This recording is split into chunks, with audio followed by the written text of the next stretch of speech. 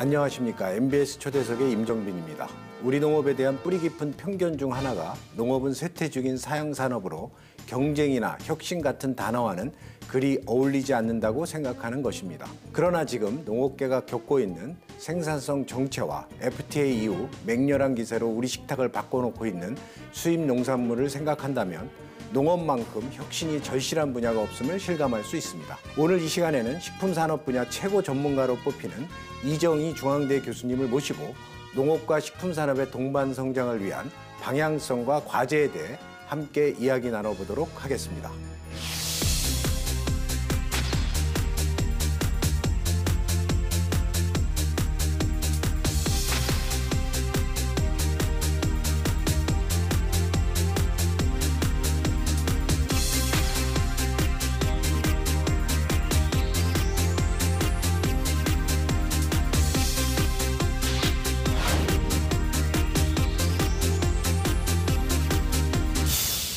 오늘 스튜디오에 중앙대 경제학부 이정희 교수님 나와주셨습니다. 교수님, 이렇게 바쁘신 일정에다 나와주셔서 감사합니다. 네, 반갑습니다.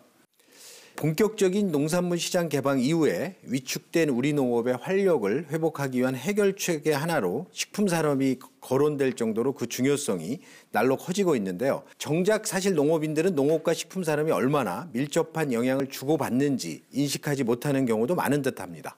우선 그 농업과 식품 산업의 연관성에 대해서 먼저 짚어주시면 좋겠습니다. 네, 농업과 식품 산업은 아주 밀접한 연관성이 그런 관계입니다. 사실 우리 농산물을 소비자가 바로 섭취하는 경우도 있지만은 가공을 한다든가 이렇게 뭐 가공 정도가 또 상당히 차이가 나겠지만은 그래서 이러한 또 식당에서 이런 조리를 위해서 식재료로 사용되는 경우도 있고요. 또 가공식품을 만들기 위해서 공장에서 가공이 되기 위해서 바로 농산물이라는 원료가 사용이 됩니다.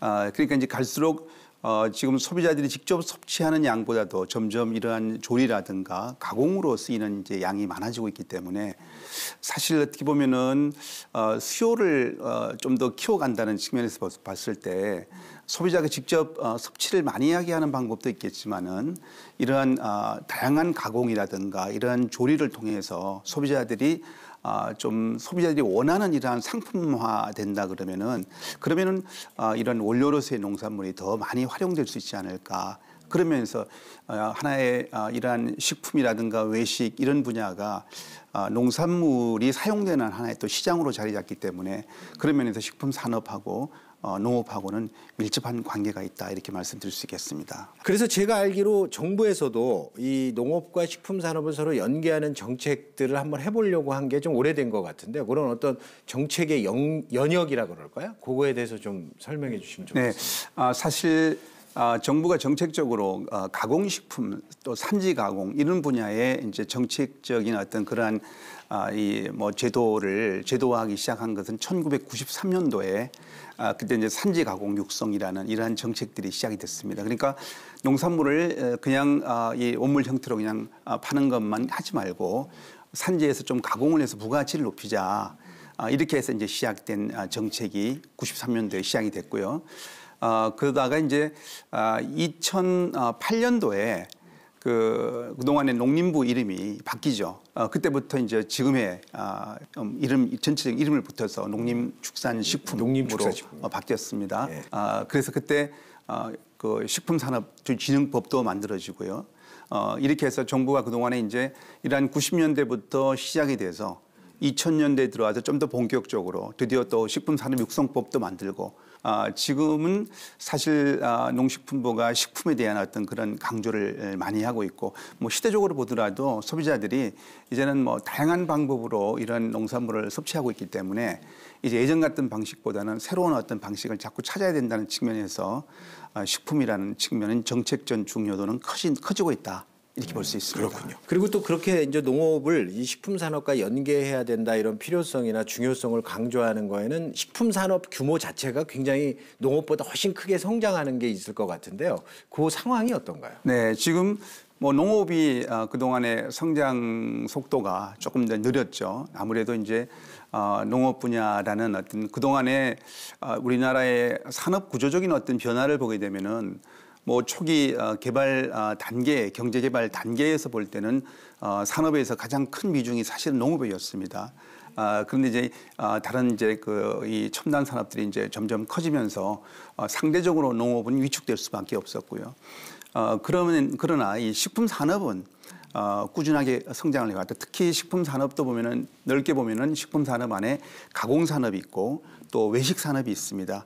근데 외식 산업이 또 상당히 또 커지고 있었고요. 그러니까 이런 식품 산업이 농업 분야를 점점 더 커지는. 그래서 이거는 이런 외식이라든가 식품 가공은 뭐 농업하고는 관계가 없다 이렇게 봐서는 안 되겠죠.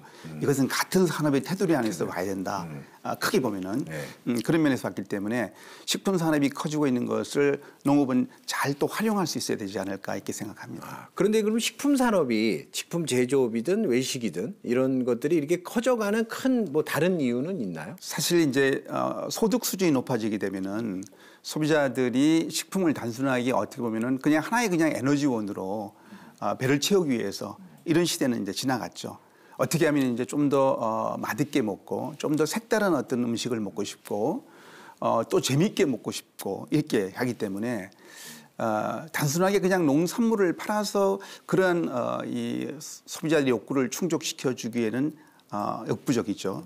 그렇다 그러면 이걸 좀 더 재미있게 가공을 하고 가공도 왜냐하면 아이들도 요즘 식품을 이렇게 선호할 때 보면은 뭔가 좀 펀이 있는 어떤 그런 식품을 좋아하고요. 또 디자인도 따지고 용기 디자인도 따지고 그렇기 때문에 그래야 별로 배가 고파서 사 먹는 게 아니라 좀 즐기기 위해서 사 먹는 이렇게 소비를 하는 거죠.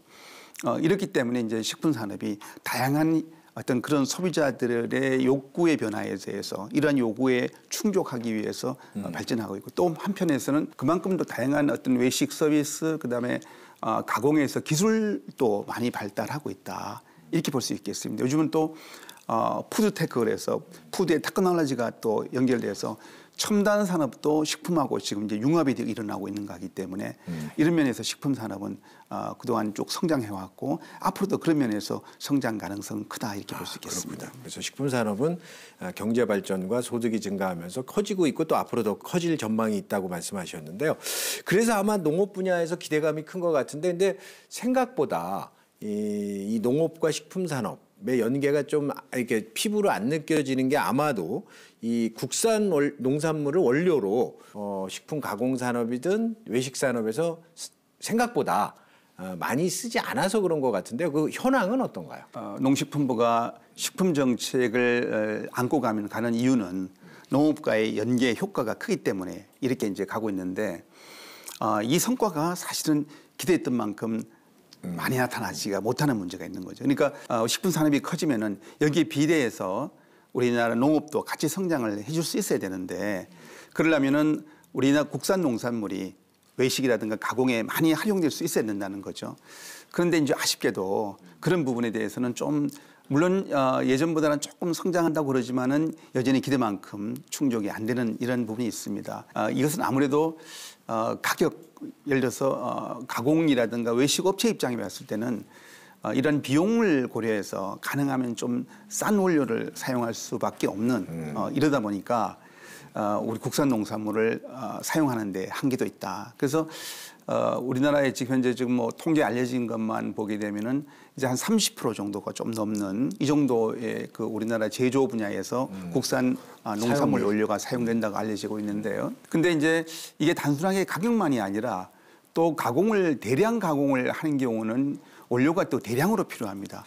그런데 어떠한 특정한 어떤 농산물이 인기가 좋아서 그걸 원료로 해서 대량 가공을 하려다 보니까 또 충분하게 그 농산물을 원료로서 확보를 하지 못하는 또 이런 문제가 생기고 그러다 보면 가격이 갑자기 또 폭등이 되는 문제가 생기죠. 갑자기 이제 수요가 많아지니까 이런 문제들이 사실 있습니다.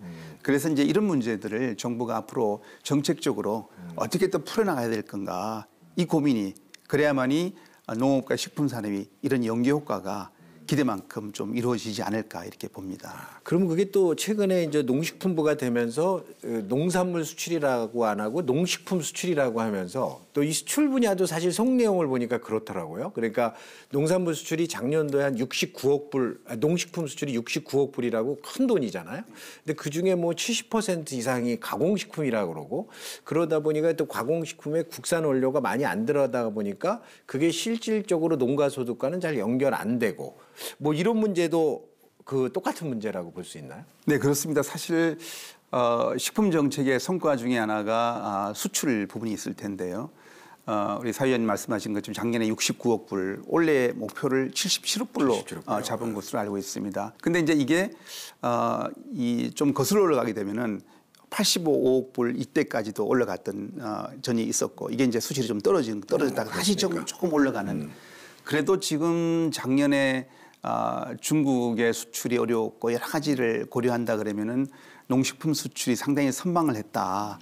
이렇게 이제 평가를 받고 있다고 보는데 지금 이 수출 부분에서 점점 비중이 농산물 원물 수출보다는 아무래도 가공 비중이 점점 커지고 있습니다. 지금 저는 농식품 수출에 있어서 가공 비중은 앞으로도 계속 좀 커지지 않을까. 그런데 이제 이 가공 비중을 농산물과 연계돼서 이렇게 가공이 이루어지는 부분들이 만약에 이게 그 효과가 커지게 되면은 농식품에서 가공 비중이 차지를 많이 하더라도 우리 국산 농산물이 수출에 기여하는 바는 상당히 커지기 때문에 그런 효과를 얻도록 노력을 해야 될 거라고 보는 거고요.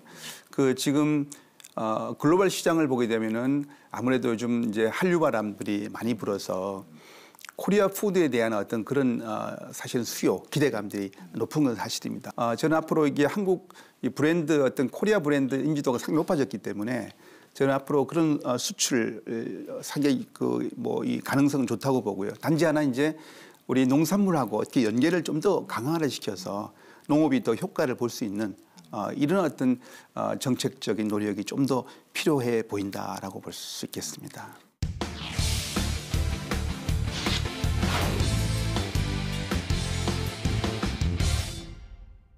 그런데 하여튼 식품 분야도 이런 글로벌 경제 침체나 이런 속에서 식품 산업 자체도 좀 약간 어떤 어려움이나 도전 과제가 있지 않을까요? 우리나라 식품들이 이제 해외에 수출을 하게 되면은 일종의 그 나라 입장에서 봤을 때는 한국 식품은 하나의 이제 에스닉 식품이거든요. 뭐 우리가 일반적으로 늘상 먹는 게 아니라 하나의 그 나라의 고유의 민족 식품이 되기 때문에 어떻게 보면은 여유가 있어야 그런 그 에스닉 푸드의 수요가 높아질 수밖에 없겠다. 그래서 세계 경기가 안 좋아지게 되면 아무래도 전통식품의 수출에 영향을 받을 수밖에 없다고 생각은 되고요. 국내적인 측면에서 보더라도 이러한 뭐 내수 시장에 보더라도 보면은 식품 소비의 변화가 워낙 지금 크기 때문에 저는 인구 구조의 변화가 식품 소비에 크게 영향을 주고 있기 때문에요. 일단은 인구가 일단 젊은 청년층 또 우리 또 출생이 줄어들고 있기 때문에 지금 이번에 대학교에 입학한 신입생들이 출생이 했던 연도가 2000년도입니다. 이제 이들을 우리가 그 밀레니엄 베이비라고 이야기를 하고 있습니다. 근데 그때가 64만 명이 출생을 했습니다. 근데 작년에 태어난 출생 인구가 32만 7천 명입니다. 그러니까 20년이 채 안 돼서 출생 인구가 반토막이 났거든요. 그러면은 앞으로 식품의 주 소비층이 점점 갈수록 이 젊은 층은 줄어든다는 이야기가 되겠죠. 이러면은 아무래도 식품에 대한 이 선호도가 노년층하고 장년층 그다음에 청소년층 또 어린아이들은 다르기 때문에 갈수록 노년층 이러한 수요는 많아지게 된다. 그런 면에서 앞으로 식품업계의 대응도 여기에 맞춰서 일어나야 되지 않을까. 어쨌든 국내 이러한 식품에 있어서도 국내에서 가공식품 같은 경우는 우리가 생활 필수품 가공식품은 그래도 경기에 영향을 좀 덜 받겠지만은 그렇지 못한 이러한 뭐 기호식품 같은 영향을 좀 받기 때문에 이런 경기 문제라든가 그래서 경기는 뭐 국내만이 아니라 세계 경기에 전반적으로 이런 영향이 하나의 뭐 도전 과제가 되고 있지 않을까 생각됩니다. 그러면 교수님께서 말씀하신 어떤 인구 구조 또 인구 자체가 줄고 또 인구 구조도 아마도 핵가족화가 되고 또 맞벌이 부부도 있고 그래서 하여튼 식품 산업 자체에도 굉장히 변화가 그런 도전 과제를 극복하기 위해서 그런 노력이 필요할 것 같은데요. 구체적으로는 그럼 어떤 방향을 가지고 식품 산업을 발전시키는 게 좋을까요? 네, 그렇습니다. 그러니까 절대적인 양은 줄어간다고 봅니다. 왜냐하면은 소비적인 측면에서 봤을 때 전체 소비를 평균 소비를 만약에 100으로 가정을 한다 그러면은 노년층 소비는 80 정도밖에 안 되거든요. 그러니까 노년층 인구가 많아질수록 전체 소비는 준다고 보는 겁니다. 그러니까 우리 젊은 층들이 있어야만이 뭐 다양한 이러한 선호하는 품목도 다양해지고 이런 가공식품들도 다양하게 발전할 수 있을 텐데 그러면은 이제 절대 이러한 이 양은 줄어든다고 볼 때 그럼 방법이 좀 더 부가가치가 높은 쪽으로 갈 수밖에 없지 않을까 이렇게 봅니다. 그래서 이런 부가가치가 높은 쪽으로 가기 위해서는 저는 혁신이 필요하다고 보는 것이고 기술 발전이라든가 사실 우리가 지나가다가 어떤 음식을 이렇게 보게 되면은 뭔가 새롭고 뭔가 이렇게 내 눈을 끄는 식품이 있어야 되거든요. 내가 지금 배고프면은 어디든지 가서 뭘 먹겠는데 배는 별로 고프지 않는데 근데 배는 고프지 않지만은 눈에 번쩍 띄는 뭔가 이 상품이 나를 이끌면은 그러면 내 지갑이 열릴 수가 있는 거죠. 그래서 저는 식품 분야도 농식품 분야 전반적으로 이제는 혁신이 필요하다. 예전같이 절대적인 양으로만 가지고 승부를 하면 이 시장 자체는 양 자체는 줄어들고 있는 상황이 발생되고 있지 않을까. 그래서 저는 두 가지라고 봅니다. 국내 시장에서 어떤 혁신을 통해서 양에서 보다 부가가치가 높은 쪽에서 이렇게 승부를 걸어야 된다라고 보고요. 또 한편에서는 이제 절대액은 여기 줄기 때문에 결국 이제 절대액이 많은 양이 많은 글로벌 시장으로 나갈 수밖에 없겠다. 그래서 글로벌 시장으로 어떻게 글로벌 시장을 공략할 것인가. 그래서 글로벌 시장도 보게 되면은 그런 개발도상국가가 있고 선진국가가 있을 거고 개발도상국가와 선진국가는 또 수요가 다를 겁니다.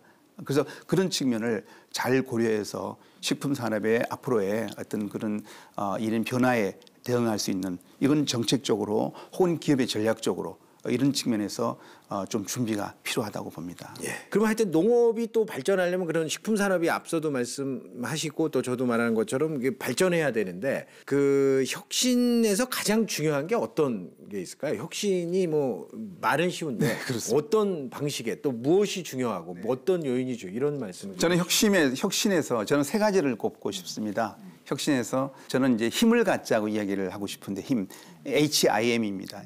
H가 뭐냐면 휴먼 사람이고요. I가 이노베이션 이게 이제 혁신이죠. 그다음에 이제 M이 뭐냐면은 마켓입니다. 시장입니다. 이 시장을 키워가야 되는데 시장이라는 것은 뭐 남이 키워주는 것은 아니다고 보는 거죠. 내가 키워야 된다. 근데 이제 결국에는 이 혁신에서 출발점은 사람입니다. 전 농업 분야에도 결국에는 사람이 변화를 일으켜야 되고 그러면 지금 이제 농업 분야의 가장 애로사항 중에 하나가 젊은 층이 없다. 생산자가 주로 우리 노년층이고 농업계에 청년층이 들어오지 않는다. 이런 문제가 있거든요. 그렇다 그러면은 이 젊은 층이 농업계에 들어올 수 있는 뭐 혹자는 이런 이야기를 합니다. 아니 사실은 비전이 있어야 젊은 층이 들어갈 텐데 비전 없는데 젊은 층이 가겠는가. 그렇죠. 비전이 만들어야 되겠죠. 그래서 농업이 과연 비전이 없느냐. 저는 농업이 비전이 없다고 생각을 하지 않습니다. 그래서 저는 정말 어느 분야에서든지 혁신의 기본적인 것은 인재를 키워야 되는 거죠. 혁신 역량을 가지고 있는 인재를 키워야 되고 또 변화에 대응할 수 있고 이제는 우리 경제는 지금까지는 우리가 어떤 그 상황을 따라가는 경제가 이제는 돼서는 안 되고 이제는 선도해야만이 살아남는 이제 경제 구조로 가고 있지 않을까 이렇게 보아집니다. 그러면은 선도하기 위한 어떤 그런 이 경쟁력은 결국에는 좋은 사람에서 나온다. 그래서 저는 이 4차 산업혁명이 이루어지고 있기 때문에 농업 분야에서 그동안 농업은 막 이게 할 일이 많다, 힘이 들다. 저는 이 시대는 많이 이제 끝나가고 있지 않을까. 그러면은 농업 분야도 스마트화를 통해서 충분하게 이 좀 힘을 좀 고생을 좀 덜하면서도 충분한 부가가치를 높일 수 있는 이런 시대가 오고 있기 때문에 저는 농업 분야에 좋은 이러한 혁신 역량을 갖고 있는 이러한 인재를 많이 키워야 되고 결국엔 그 인재들이 아이디어를 내는 겁니다. 그동안 보이지 않는 아이디어를 내서 새로운 시장을 만드는 거죠. 저는 농업은 하나의 이 농업이라는 파일을 어떻게 키울 거냐 하는 문제거든요. 그 파일을 키운다는 것은 그만큼 수요를 많이 만들어야 되는데 그 수요를 만드는 것은 그냥 앉아서 만들 수 있는 게 아니라 만들어지도록 결국에는 이러한 혁신 인재들이 그런 좋은 아이디어를 내서 소비자들이 찾도록 만들어야 되는 그래서 그래야만이 거기서 기술 개발도 일어나는 것이고요. 기술 개발은 이것은 그냥 우리가 기술이라는 것은 그런 결국 이 기술 개발을 통해서 마켓이 커지기 때문에 저는 그래서 이러한 혁신 인재들이 결국 혁신 인재들이 정말 필요한 시대에 맞는 또 앞서가는 기술 개발이 이루어지고 이러면서 또 마켓이 커지고 이렇게 이 선순환 구조로 만들어갈 때 우리 농업은 하나의 혁신의 어떤 성과를 얻어낼 수 있지 않을까 이렇게 생각합니다. 그런데 이제 최근에 하여튼 사회적으로 물의를 일으키는 일부 경영인들이 있지 않습니까? 이게 뭐 농식품 쪽은 아닌 것 같고요. 그래서 사실은 갑질 문화라 그러나요? 그래서 기업의 이미지 또 젊은 사람들이 어떻게 열심히 일하고 열정적으로 일하는 그런 것들을 좀 떨어뜨리는 이런 것들이 굉장히 그 젊은이들에게도 상실감을 주고 또 경제에도 별로 도움이 안 주는 것 같은데요. 어떤가요? 이런 것들이 어떤 인재 중심의 교수님이 말한 그거랑은 좀 전혀 반대되는 경우죠. 저는 이렇게 봅니다. 사실 이제 이것도 사람의 문제인데요. 사람의 문제인데 이게 이제 뭐 요즘 사회적으로 이제 뭐 갑질 문제라든가 여러 가지 불공정 문제가 많이 이제 불거지고 있습니다. 저는 이렇게 볼 때는 이렇게 봅니다. 되게 단기적인 시각으로 지금 내가 이익을 좀 더 가져가야 되기 때문에 이래서 사실 나눠줘야 될 것을 이 같이 일했음에도 불구하고 내가 더 많이 가져가는 그러면은 상대방은 불만이 있을 수밖에 없고요. 그러면 문제 제기가 또 나타날 것이고요. 뭐 노사의 문제도 마찬가지라고 생각을 합니다. 그 중장기적으로 볼 때 내 파트너를 나와 같이 일하는 우리 직원들이라든가 또 같이 협력업체라든가 이런 파트너들을 가인 파트너로 생각하지 않고 그냥 뭐 내가 일거리를 주는 사람이다. 이렇게 생각을 하게 되면은 이런 무리는 계속 일어날 가능성이 크다고 봅니다. 이 파트너라는 것은 결국에는 뭐냐면은 하나의 같은 어떤 일을 열심히 할 수 있는 동기부여를 만들어주는 거거든요. 상대방이 나를 파트너로 생각하지 않는데 내가 정말 그 사람을 위해서 정말 열심히 일해보겠다는 마음이 생기지 않을 거라고 봅니다. 그래서 저는 이런 문제는 정말 이 하나의 파트너십이라는 우리가 직원들과의 관계도 마찬가지고 협력업체와의 관계도 마찬가지고 이런 의식을 가지고 있어야 되고 소비자한테도 마찬가지. 소비자한테도 신뢰를 얻어야 되는데 당장 내가 이익을 얻기 위해서 비용을 줄이면서 퀄리티를 감춰서 이렇게 소비자들한테 이런 어떤 기만적인 어떤 이런 상행위를 한다든가 이런 것들은 사실 오래 갈 수가 없는 거거든요. 그래서 저는 이렇게 이래서 이런 부분에 기업인들 또 여기에 또 참여하는 사회 구성원들의 어떤 그런 인식의 변화, 사람을 존중하는 것은 결국에는 같이 동기부여를 통해서 생산성을 높일 수 있는 결국에는 그것이 나에게 도움이 된다. 이런 것이 확산돼야 되지 않을까 생각이 됩니다. 그렇군요. 그러니까 사람을 존중하는 기업이나 산업이 훨씬 더 발전할 수 있는 거군요. 그럼 반대로 이제 사람을 존중하는 기업 문화로 이 기업 경쟁력도 높이고 또 혁신 성장을 이뤄낸 무슨 성공 사례가 있으면 좀 한번 소개해 주시죠. 네, 뭐 대표적인 성공 사례를 하나 든다 그러면은 미국의 사례를 하나 들고 싶은데요. 미국에 사실 그 북동부에 가면은 웨그먼스 슈퍼마켓이라는 그런 소위 지역 일종에 보면은 미국에서 보면 중소기업입니다, 사실. 우리 입장에서 보면은 좀 규모가 크다고 보겠는데요. 이런 그 업체가 있습니다. 이 업체가 그 포춘지가 경제지가 늘 그 100대 기업 일하고 싶은 뭐 기업 발표를 하는데요. 요 중소기업이 늘 100대 기업 안에 들어갔고요. 수십 년 동안에. 그리고 탑5, 탑10, 탑5까지 간 적도 있습니다. 그리고 왜 그런가 들어봤더니 이렇게 이야기를 하고 있습니다. 이 웨그먼스 슈퍼마켓은 보통 다른 슈퍼마켓은 고객이 왕이다. 라는 이제 슬로건을 갖다 내세우죠. 근데 여기는 뭐냐면은 고객이 왕이라고 그러지 않고 직원이 왕이라고 내세웁니다. 직원이 왕이 아닌데 어떻게 고객이 왕이 될 수 있느냐. 이런 논리입니다. 그래서 먼저 직원들이 행복하지 않으면은 고객이 행복할 수 없다. 이런 주장을 하고 있어서 그래서 직원들을 스탁 옵션으로 전부 거의 주주화시키고 있고요. 주주화시키고 그래서 이 웨그먼스 슈퍼마켓을 내용을 들여다봤더니 3대째 쭉 이어오는 이러한 할아버지부터 아버지 또 자식까지 계속 그 회사에서 일을 하는 이런 그 회사로도 유명합니다. 또 우리나라에도 사실 보면 이런 업체들이 꽤 있습니다. 그러니까 직원을 존중해서 그게 뭐냐면은 그러니까 직원을 존중하고 직원을 하나의 파트너로 여기니까 직원들이 열심히 하려고 하는 동기부여가 된 거고요. 뭐 예를 들면은 한국의 유가공 업체 중에 서울 F&B라는 회사가 있습니다. 제가 이 회사를 방문도 하고 또 사장님도 만나봤고 그런 분석도 해볼 기회가 있었습니다.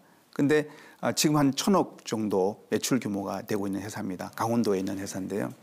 근데 이 회사에 가보면은 공장에 횡성에 있는 공장에 가보면은 어린이집이 엄청 잘 지어진 어린이집이 있어요. 공장에. 그래서 알고 봤더니 그 직원들을 위한 공장입니다. 그러니까 출근하면은 아이들을 데려와서 퇴근할 때까지 아이들을 돌봐주고 퇴근을 같이 하고 직원들의 직원들을 위해서요. 아마 그 직원들하고 지금은 커뮤니티에 조금 이제 좀 어려운 가정을 위해서까지 조금 오픈을 하고 한다고 그럽니다. 그게 한 사례입니다만은 이런 업체들한테는 직원들이 더 열심히 일하고 있는 내 아이를 잘 돌봐주고 있는 회사에 아무래도 뭐 어머니 아버지가 걱정할 필요 없이 그냥 일만 열심히 할 수 있는 아이가 지금 언제나 확인할 수 있는 그런 공간에서 열심히 케어를 받고 있으니까요. 그다음에 또 늘 혁신을 통해서 디자인, 용기 디자인 혁신해가지고 우리나라 그 이런 식음료 분야에서 혁신적인 기업으로 평가를 받고 있죠. 예, 그리고 이 교수님은 동반성장위원회 위원으로도 활동하시면서 상생협력에 대해서도 늘 강조해 오신 걸로 알고 있는데요. 그렇다면 우리 농업과 식품산업에 있어서도 이러한 상생협력을 통해 이런 동반성장을 이룬 사례가 있다면 좀 알려주시죠. 네, 한 3년 정도 동반성장위원회에서 공유위원 활동을 이제 했었습니다. 하면서 대기업들 또 그다음에 중소기업들 대표님들하고 같이 3년 같이 여러 가지 뭐 어려운 문제들을 놓고 대기업들이 또 불편한 경우도 사실은 많이 있었고요. 왜냐하면 또 양보도 해야 되니까.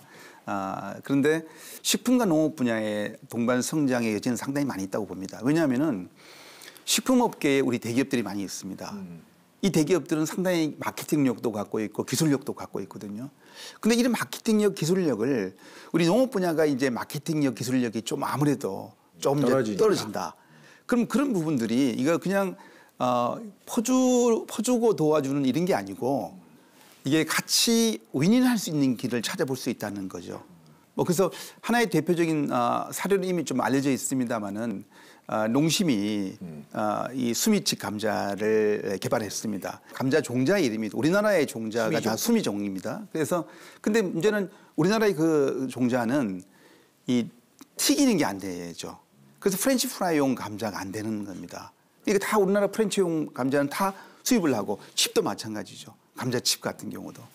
우리는 그냥 삶아 먹고 뭐 이래야 되는 거니까 가공이 다양해야 되는데 그래서 이제 그러면은 우리 수미 이 감자를 이용을 해서 이게 프라이잉을 해서 가능하게 만들어내려면 이게 기술이 뭔가 좀 있어야 되거든요. 그래서 이제 그때 저도 현장도 가봤었고요. 에어프라이잉이라는 이게 그냥 기름에 튀긴 게 아니라 공기를 이용해서 프라이잉하는 뭐 기술을 통해서 이제 이 문제를 해결을 해서 만들어진 게 이게 바로 이제 수미칡 감자입니다. 그러니까 국산 100% 국산 감자가 되는. 저는 이제 이거를 높이 좀 이렇게 확산됐으면 좋겠다. 근데 아직까지는 어쨌든 좀 더 확산됐으면 좋겠다는데 저는 기대만큼 아직 확산되려다고 보는데 어쨌든 근데 이제 아무래도 하는 과정에서 뭐 이렇게 뭐 경비 따지고 채산성 따지게 되면은 수입에 해서 사용하는 것보다는 조금 더 떨어질 수 있을 겁니다. 근데 그거는 이제 이렇게 시작을 해두면은 그래서 저는 좋은 시작의 사례라고 보는 것이고요. 뭐 시제에서 또 종자를 우리나라 국산 종자를 개발해서 더 보급하려고 하는 뭐 이런 사업도 하고 있는 것도 저는 좋다. 왜냐하면은 우리가 서로 외국 종자들을 주로 많이 이용을 하고 있어서 우리 국산 종자를 개발하는 그래서 이제 사실은 종자 산업을 키울 수 있는 이것도 중요하다고 생각하기 때문에 그러려면 결국에는 대기업들이 기술력이 필요하다. 또 마케팅력이 필요하다. 그런데 그게 단순하게 농업한테 그냥 퍼주는 것이 아니다. 바로 그 기업한테 이미지도 좋게 가져갈 수 있고 또 한편에서는 또 새로운 어떤 수익을 가져올 수 있는 이런 어떤 길을 찾는다 그러면은 저는 좋은 동반 성장의 길이라고 보는 것이고요. 지금 우리가 주로 동반성장위원회가 지금까지는 대중소기업, 그러니까 중소기업과 대기업 간의 동반성장을 주로 이제 정부 상생법에 의해서 이렇게 해오고 있습니다. 근데 저는 이 동반성장이라는 것은 이제 농업도 동반성장의 같은 대상으로 같이 들어가야 된다. 이렇게 좀 넓게 이제 봐야 된다. 이렇게 봅니다. 그래서 어차피 중소기업도 어려운 이러한 분야이고요. 농업도 어려운 분야라 그러면은 바로 이제 좀 대기업들이 중소기업뿐만 아니라 이 농업 분야도 관심을 갖고 정말 여기서 새로운 신성장 동력을 왜 농업에서 찾으려고 생각을 하지 않느냐. 저는 그것도 충분하게 가능하다. 원래 이 남들이 다 이렇게 가능성이 있는 대로 그쪽만 가면은 거기는 너무 경쟁이 치열합니다. 레드오션인데 차라리 저기는 안 될 거야 라고 내버려둔 데를 오게 되면은 거기 이 블루오션이 될 수 있는데 우리 대기업들이 좀 농업에 그런 면에서 관심을 좀 가져준다 그러면은 농업과의 동반 성장이 또 생기고 대기업도 윈하고 농업도 윈할 수 있는 길이 좀 생겼으면 좋겠습니다. 예, 좋으신 얘기입니다. 그래서 제가 알기로 요새 그래서 그런 용어를 크리에이팅 쉐어드 밸류라 해서 공유 가치 그 창출이라 그러나요? 그래서 예전에는 뭐 큰 기업이 작은 기업 혹은 또 비농업이 농업계를 뭐 도와준다 컨셉에서 지금은 서로 가치를 창출하자. 그런 내용으로 좀 얘기가 되는 것 같습니다. 그렇습니다. 그래서 지금 이제 우리 공유 가치 창출 부분에 대해서는 이제 많이 좀 확산이 되고 있습니다. 하고 있었는데 그 부분들이 농업계도 좀 같이 거기에 함께 참여를 하면 좋겠다. 그래서 그러려면은 농업계에서도 좀 더 적극적으로 정책도 그런 부분을 좀 담아갈 수 있는 노력도 좀 필요하지 않을까 이렇게 보입니다.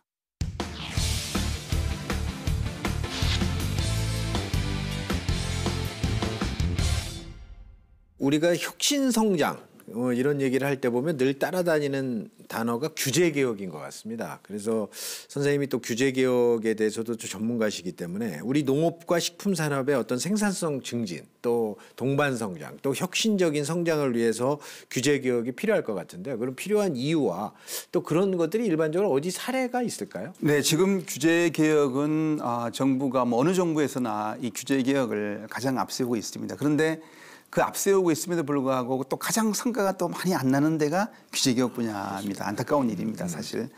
현 정부에서도 이 규제개혁을 상당히 강조를 하고 있고 대통령께서도 이러한 규제개혁에 있어서 앞장서서 강조를 하고 있습니다마는 이 규제라는 부분이 어떻게 보면은 그냥 하나만 해결돼서 되길 문제가 아니고 때로는 2중, 3중, 4중으로 이렇게 겹겹 이러한 어떤 장치들이 또 있는 문제도 있습니다. 그래서 하나만 푼다고 되는 게 아니고. 근데 지금 세상은 융합의 시대입니다. 옛날에는 농업 문제는 그냥 농업의 문제였습니다. 근데 지금은 농업의 문제가 농업의 문제가 아니고요. 그렇기 때문에 이게 어떤 일을 새로운 어떤 기술, 새로운 비즈니스를 만들어내면은 이게 여러 가지가 융합적으로 나타난 거기 때문에 어느 한 부처에 이거는 우리 요 법에 관련된 거다 딱 이야기하기가 어려울 때가 많다는 거죠. 그러면은 지금 현재 법 체계라든가 규제 체계로 볼 때는 이런 상황에서는 새로운 신기술이라든가 신비즈니스가 만들어질 때 애로사항이 사실은 많이 있는 겁니다.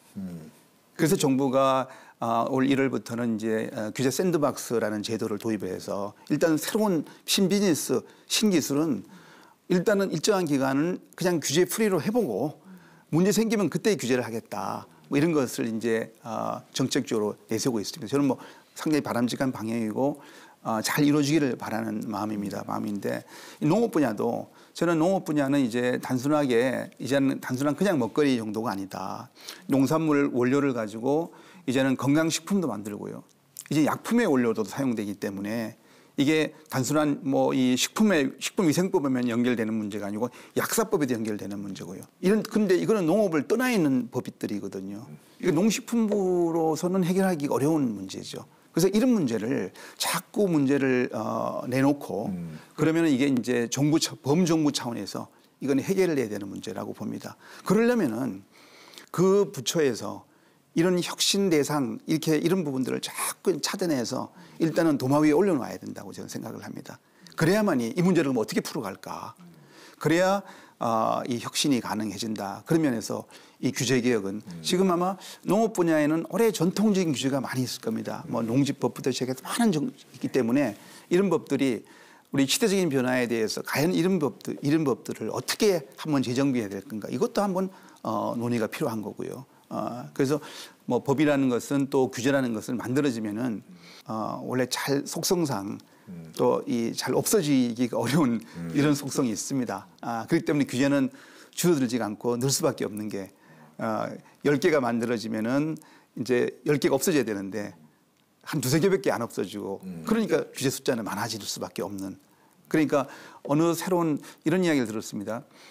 새로운 비즈니스를 하는 기업 입장 기업이 해보니까 이게 규제가 없는 것처럼 보이는데 규제가 없어 보여요. 왜냐하면 이게 새로운 신기술이니까. 또 근데 또 걸리면 다 또 규제가 되는 거예요. 이러니까 차라리 규제를 해달라. 내가 정확하게 나는 어디까지 어떻게 해야 되느냐.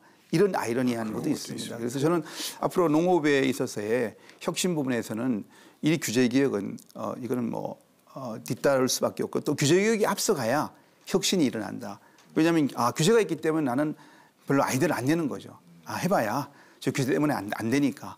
그러니까 규제 개혁을 해줘야만이 그래야 혁신 성장의 동기부여가 만들어진다고 봅니다. 그렇군요. 근데 하여튼 규제 개혁, 규제는 사실 정부가 주로 갖고 있기 때문에 정부의 의지인데요. 그러니까 정부가 아까 말씀 들어보니까 규제 샌드박스나 해서 뭐 굉장히 의지가 있는데 실제로도 뭐 규제 개혁에 대한 의지가 강력한가요? 네, 규제 개혁 이전은 뭐 저는 뭐 아주 강하다고 봅니다. 뭐 대통령께서도 여러 번 규제 개혁의 의지를 보였고 또 규제 점검 회의를 또 정기적으로 또 하고 계시고요.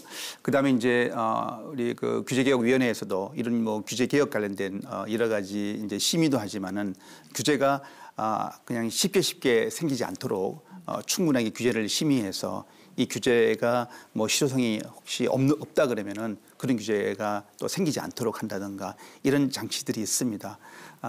그런데 이제 규제가 정부의 단순한 의지만 갖고 왜냐하면 정부가 이게 워낙 규제는 이해관계가 얽혀 있는 문제이기 때문에 그 이해관계를 풀어가는데 너무 많은 이 시간과 또 이 비용이 또 소요됩니다. 이러니까 아무래도 정부는 처음에 의지가 있다 하더라도 이해관계가 너무 커져버리면은 이게 한 발 나가기가 너무 힘드니까 그러니까 이게 좀 힘이 빠지는 문제가 생길 수가 있는 거죠.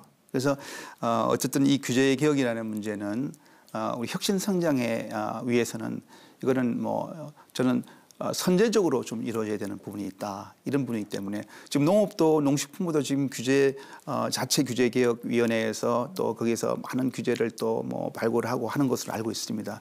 근데 좀 더 적극적인 어떤 그런 노력이 좀 필요하지 않을까도 기대해 봅니다. 그렇군요. 그리고 하여튼 농식품 분야에도 규제들이 많이 있다. 그래서 아까 말씀하신 전통적으로 있는 뭐 농지 규제라 농지법이죠. 뭐 또 여러 가지 규제가 있어 식품위생법도 있겠고 또 아까 의약품 이거는 이제 농산물이나 이 농산물이 그 의약품의 원료로 갈 때 또 뭐 화장품도 있겠죠. 천연물 이런 것들이 다 규제일 것 같은데요. 그런 거 말고 그럼 그냥 농업과 식품 산업이 이런 혁신 성장을 위해서 그래도 좀 드러나 있는 어떤 규제 개혁 과제로는 뭐 구체적인 게 있으면 한두 개라도 좀 해줄 수 있으시죠? 농업과 식품 산업의 이 규제를 뭐 이게 뭐 특정한 규제를 다 이렇게 짚어보기는 이게 좀 이제 쉽진 않은 부분이 있습니다. 워낙 이제 사실은 관련된 규제가 뭐 이렇게 많이 있고요, 많이 퍼져 있고 특히 이제 지금 그 정부가 예전부터 뭐 농공상제도라는 것도 했었죠. 농업에서 이제 공업과 농업만 하지 말고 공업하고 손잡고 상업하고 손잡자 해가지고 지역에서 지역 중소기업들 가공식품하고 손잡고 또 유통하고 손잡고 이런 정부가 정책도 사실 지금도 하고 있습니다. 이제 그런데 그런 과정에서 또 규제가 있는 거죠. 예를 들면은 가공에 관련된 규제 같은 것도 있고요.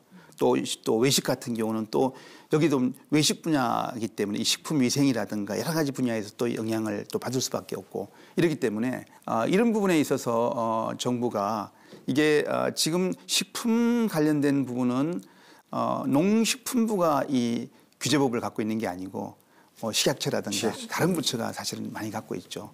특히 식약처하고 아마 관련성이 많기 때문에 약사법이라든가 또 식품위생법 이런 부분에 많이 있기 때문에 이런 부분들은 농식품부가 일단은 그런 어떤 과제를 많이 찾아내고요. 찾아내서 이 과제를 풀기 위해서 이걸 식약처에다가 이 과제를 그냥 풀어놔 주면은 그게 잘 안 풀리겠죠. 풀기 위한 어떤 그런 여러 가지 방안들을 다 강구 좀 해서 그런 다음에 이제 식약처하고 또 이게 아니면은 국무조정실에 규제실하고 좀 논의를 해서 규제실에 좀 조정을 좀 부탁을 받고 이렇게 해서 이게 국가적인 측면에서 정말 도움이 된다. 이런 어떤 좋은 좀 이 가치가 있도록 만들어낸다 그러면 이제 조금씩 성과가 나타나지 않을까 이렇게 생각해 봅니다. 다음은 그럼 우리가 농업을 아까 뭐 농식품 산업이 뭐 하여튼 성장 가능성이 높은 어떤 생명 산업이다 이런 인식도 요새 많이 증가하고 있지만 아직도 이 뭐 그래도 뭐 농식품 산업이라는 게 고부가 가치도 아니고 좀 뭐 성장성이 이렇게 높겠어 이런 또 조금 비관적으로 보는 우려의 시각도 좀 있는데요. 그럼 교수님이 보실 때 이 농식품 산업이 새로운 시장도 창출하고 또 신성장 동력으로서 어떤 가능성이 있다고 보시나요? 네, 저는 일단은 지금 이제 시대적인 어떤 흐름을 볼 때 이제 4차 산업혁명 시대라고 이야기를 합니다. 그러면 4차 산업혁명 시대는 과연 농업하고는 무슨 상관이 있을까? 저는 농업의 그동안의 어려움이 뭐였냐면은 고령화가 있었고요. 그다음에 이제 또 젊은 인력들이 많이 부족한 상황, 손이 모자란다 그러고 이런 어려움이 있었습니다. 그러니까 좀 뭐 농지 또 농산물을 관리를 해야 될 일거리는 많은데 그러니까 점점 다 힘들어지는 거죠. 바로 이런 문제가 이제 4차 산업혁명 시대가 기술적으로 해결해 줄 수 있다고 봅니다. 이런 문제는. 그러니까 손이 모자라는 문제는 저는 이제 4차 산업혁명 시대에서는 큰 문제가 안 될 거다. 이렇게 보아지는 거고요. 그러면은 젊은 층들이 이게 와서 정말 무슨 내가 뭐 막 일만 하는 거 아닌가? 이게 아니고 좋은 아이디어가 있다 그러면은 결국엔 이게 이제 이 우리나라 농산물을 생산하고 하는 자체가 상당히 스마트화하게 변하게 되겠죠. 이렇게 된다 그러면은 이러면은 얼마나 이것을 잘 시스템으로 관리할 수 있겠는가. 뭐 이런 능력을 갖고 있는 인재들이 필요할 거라고 저는 보는 거고요. 그다음에 이제 그리고 새로운 수요를 창출한다는 것은 그동안에 나는 뭐 맨날 시장에서 나오는 상품들이 이거밖에 없으니까 이거밖에 먹을 줄 몰랐던 거죠. 근데 만약에 뭔가 새로운 상품이 좀 나와줬으면 좋겠는데 이런 상품이 나오면 좋은데 그게 잘 안 나오는 거죠. 그게 뭔가 하면 새로운 기술 개발에 의해서 상품들이 소비자의 어떤 수요에 맞는 상품들이 개발돼서 나오는 부분들. 저는 이 부분들은 이제 빅데이터 시대가 돼서 소비자들이 뭘 원하고 있는지 시간대별로 소비자들이 뭘 원하고 있는지도 이제 다 파악될 수 있는 시대가 되고 있다. 그러면은 이런 빅데이터를 활용해서 이제 생산자들이 이 스마트 시스템을 갖추고 있기 때문에 이제 농민들이 이제 그런 어떤 빅데이터와 스마트 시스템을 활용해서 시기적절하게 또 수요가 원하는 수요대로 이런 상품들을 좀 만들어낼 수 있는 이런 시대가 오지 않을까.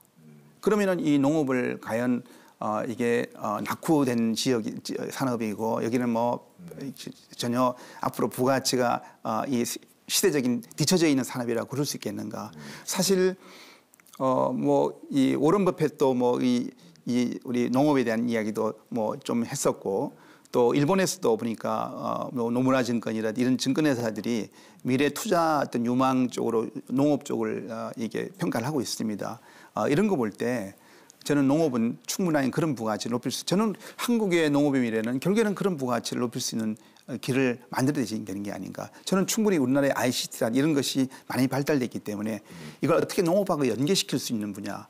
최근에 인기를 얻고 있는 또 이런 또 이 온라인 이 상품 회사들 보면은 뭐 샛별 배송이다. 그래서 새벽 배송에. 근데 그 회사가 커지고 있는 것도 뭐냐면 빅데이터를 이용한 거거든요. 왜냐하면 지금 이제 소비자들은 점점 어떤 대식구가 아니고 이제 뭐 1인 가구, 2인 가구 그렇기 때문에 그에 적절하게 내가 필요한 먹고 싶을 때 이럴 때 신선하게 배달만 될 수 있다 그러면은 그래서 그런 어떤 소비자의 욕구를 충족시켜주는 이런 비즈니스가 만들어지고 있다고 볼 때 이게 우리 다 농업하고 연결시켜야 되는 문제라고 봅니다.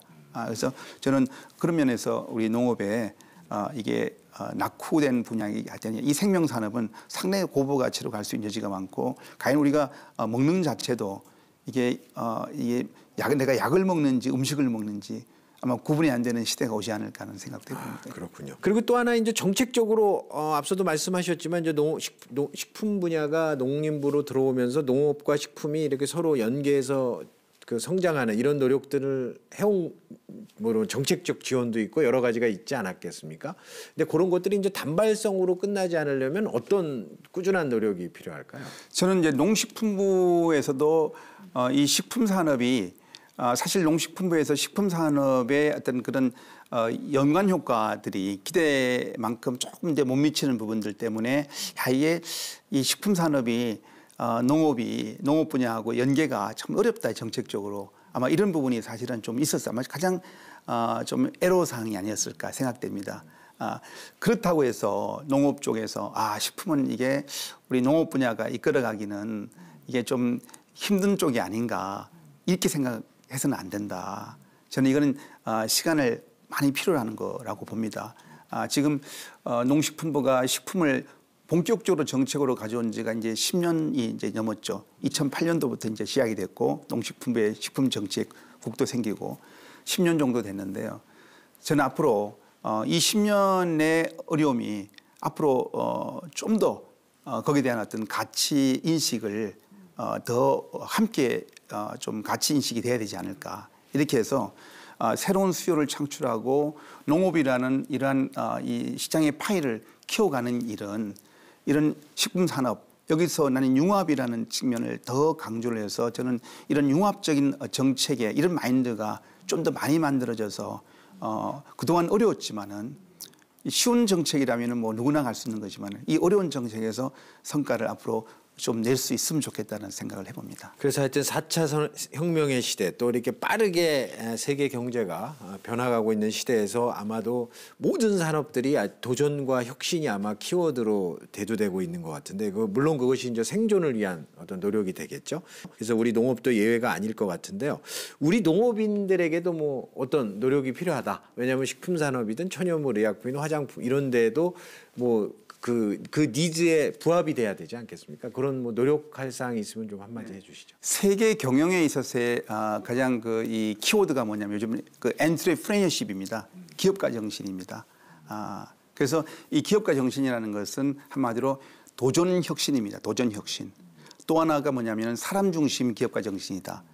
이게 아까 제가 말씀드렸듯이 사람을 존중하고 또 파트너로 인식하면서 거기서 동기부여를 만들고 생산성을 올리는 그렇다면 저는 우리 농업 분야에서도 우리 이 의식의 변화가 필요하다고 봅니다. 그래서 우리가 개혁에는 의식 개혁과 그다음에 또 이 동기 의식 혁신, 동기 혁신 그리고 이제 기술 혁신 또 규제 개혁도 들어가겠지만 근데 이게 의식 혁신이 없으면은 동기 혁신도 이루어지기 어렵습니다. 그래서 우리 대기업도 그렇고 우리 기업인들도 그렇고 이 의식 혁신이 있어야만이 그래야 이런 사회적 갈등들이 좀 더 줄어들 수가 있겠다. 그래야 같이 있는 주변에 있는 같이 함께하는 사람들한테 더 열심히 하려고 하는 동기를 불러일으키고 생산성을 높이는 저 농업 분야도 바로 이런 의식혁신, 동기혁신이 필요하고 그래야만이 기술혁신이 뒤따라온다. 기술혁신이 절대로 먼저 일어나기 어렵다는 거죠.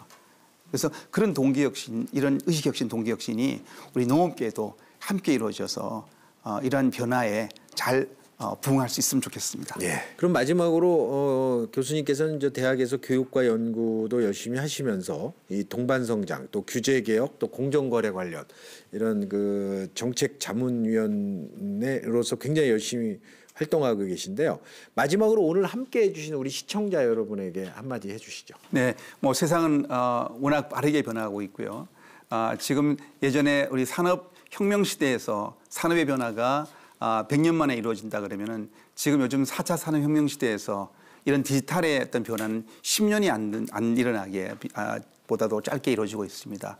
이런 변화 시대에 이런 농업에 있어서의 앞으로 많은 변화가 야기되고 있고 문제는 이 변화가 주변에 변화가 오는데 이 변화를 어떻게 활용할 수가 없다. 준비가 안 됐다 그러면은 대단히 안타까운 일이다. 그런 면에서 좀 더 적극적으로 이런 변화를 활용을 잘해서 농업이 이제 농업은 좀 뭔가 낙후된 이런 농업이 아니라 이제는 정부가 신성장 동역에 농업이라는 분야가 들어갈 수 있는 이런 날이 오지 않을까 이런 생각을 해봅니다. 그리고 또 한편에서 우리 소비자 분들도 결국에는 우리가 건강한 이 먹거리를 우리가 섭취를 해야 되는데 그러기 위해서는 이 농업이 건강하게 잘 발달될 수 있으면 좋겠다. 그래야 우리 국민의 이러한 이 뭐 먹거리도 그렇지만은 안전 이런 것도 함께 얻을 수가 있는 이런 길이라고 생각합니다. 감사합니다. 예, 오늘 하여튼 농식품 산업의 동반 성장과 혁신 성장에 대해서 우리 중앙대학교 이정희 교수님 모시고 말씀 나눠봤습니다. 교수님 오늘 바쁘신 일정에도 나와주셔서 대단히 감사합니다. 감사합니다.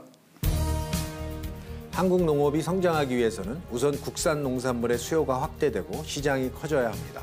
이를 위해서는 관련 산업과의 연계, 특히 식품 산업과의 동반 성장, 그리고 농식품 산업의 혁신과 규제 개혁이 절실합니다. 농업과 타산업, 농민과 기업이 혁신을 통해 상생의 가치와 농산업 발전을 이끌어내고 정부 또한 우리 농업의 혁신 성장을 뒷받침할 수 있는 법률 제정과 제도적 기반 마련에 보다 적극적으로 나서기를 기대해 봅니다. 함께해 주신 여러분 감사합니다.